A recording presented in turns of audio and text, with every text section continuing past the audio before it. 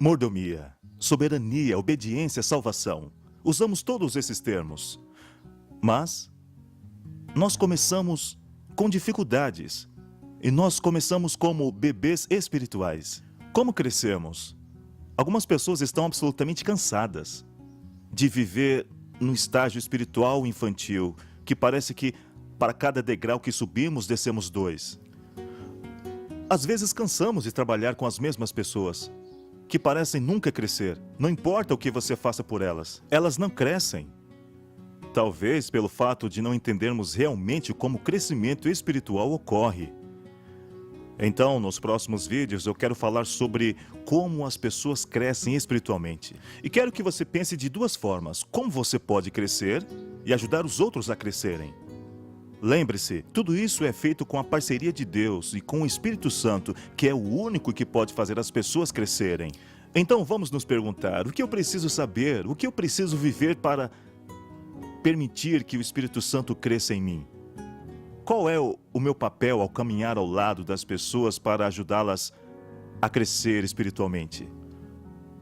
Há aproximadamente 30 anos, comecei a trabalhar com um conceito mais amplo de como as pessoas crescem espiritualmente. Conforme trabalhava, via as coisas acontecerem. Eu comecei a descobrir 4 áreas fundamentais que precisam ocorrer sequencialmente na vida do cristão para que possa crescer. Nesse primeiro vídeo eu falarei sobre 2 delas, depois termino com outras 2 no segundo vídeo.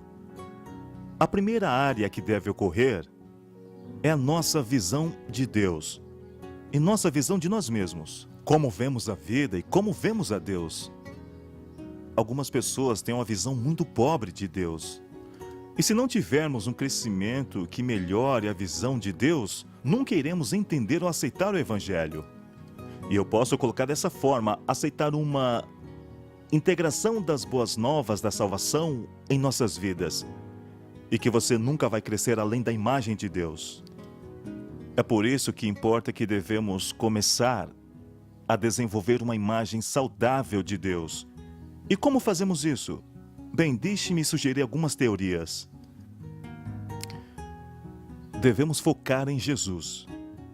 Precisamos lembrar-nos que sem Deus somos perdidos e pecadores, e Jesus é o único que nos dá várias ideias de esperança e progresso. Em segundo lugar, devemos nos lembrar que é a imagem de Deus que nos molda. A nossa própria imagem com Deus, que nos conserva, nos ajudará a crescer. Temos que ver-nos no contexto da majestade, soberania, santidade e amor. Este Criador incrível quer que nós o conheçamos. Jesus diz: esta é a vida eterna, para que saibam que apenas através de Deus e Jesus Cristo a quem enviaste. Comece a conhecê-lo, expandindo a imagem de Deus. Deus responde aos pecados, destruindo os pecados. Mas Ele fornece salvação àqueles que creem, a despeito do fato de sermos pecadores. Talvez porque somos pecadores. Falamos da salvação de Deus no nosso pecado e do nosso pecado. Temos que parar de pecar antes dele nos salvar. Isso faz parte da imagem correta de Deus. Somos pecadores terríveis. E enquanto somos pecadores terríveis, é que esse Deus incrível nos ama e oferece perdão, transformação e poder. Precisamos lembrar que isso é apenas uma parte. É apenas quando vamos até Cristo e aceitamos o Evangelho que entendemos claramente a nossa própria identidade. Na segunda área fundamental do crescimento espiritual é entender e aceitar as boas novas do Evangelho. Nunca cresceremos além das nossas habilidades de aceitar a salvação pela fé. O Evangelho não é seguro contra fogo. O Evangelho que temos falado nesses vídeos são as boas novas de que Deus resolveu o problema do pecado. Nosso pecado, através da nossa natureza e nossos atos, nos afastam de Deus. Deus vem até nós. Jesus nasceu como um homem para morrer em nosso lugar e nos conceder a salvação. João, o apóstolo João, na primeira carta as igrejas do primeiro século. 1 João capítulo 5, começando o verso 11, fala sobre como obter a vida eterna. E então ele fala que aquele que tem o Filho de Deus tem a vida, e aquele que não tem o Filho de Deus não tem a vida. Mas ele continua dizendo: escrevo tudo isto para que vocês que creem no nome do Filho de Deus estejam certos de que têm a vida eterna. Deus quer que saibamos hoje, agora, que nós temos vida eterna, e que se Jesus voltasse esta noite, estaríamos salvos. Não importa se algo acontecesse de forma trágica, estaremos mortos hoje. E na manhã da ressurreição, subiríamos para encontrar Jesus nos ares. Nós podemos ter essa segurança agora. Deus disse através do apóstolo João: eu escrevi estas coisas para que soubesse que tens vida eterna, mas a vida eterna é mais do que uma garantia do céu. A vida eterna é o conhecimento de que nós começamos a ter a qualidade de vida que Jesus teve.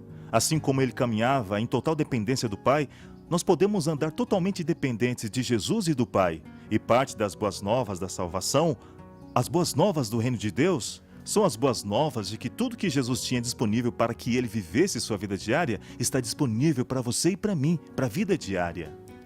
Em outras palavras, ao dependermos de Jesus, essa salvação nos dá força e poder. É um dom que recebemos pela fé.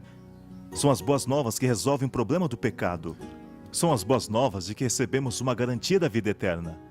E ainda melhor do que isso, são as boas novas de que em Cristo fomos crucificados pelo velho homem do pecado e fomos levantados para uma nova vida. Isso está em Romanos 6. Nós já morremos no pecado e ressuscitamos para a vida. Isso significa que por causa das boas novas do Evangelho, podemos saber as incríveis boas novas de que Jesus resolveu o problema do pecado em nossa vida. Ele derrotou o poder controlador do pecado. Somos livres. Podemos viver em Jesus.